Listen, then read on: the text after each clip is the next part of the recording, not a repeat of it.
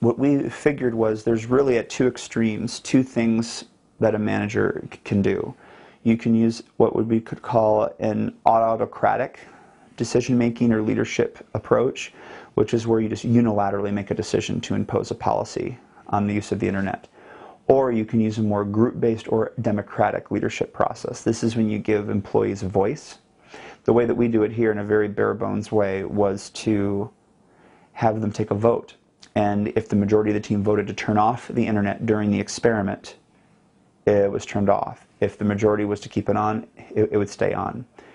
We speculated, based off of some very well-established research on job empowerment and employee empowerment and engagement, that if you give employees voice over something in the process, they become more satisfied with the outcome, regardless of what it is.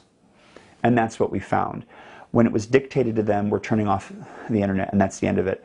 Workers, whether they were the people that had been cyberloafing, would just sit there. It was amazing to watch them through the glass. They would literally just sit and stare up at the ceiling. This is a 2.5-hour long experiment, and so it was almost out of spite that it seemed.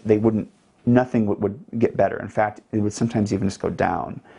But when you gave them that ability to voice their opinions, even the cyberloafers that voted and said, keep it on, when it came back, no, we're going to turn it off, they increased their work productivity. They were more satisfied with the outcome. It was fair. It was due process, so to speak.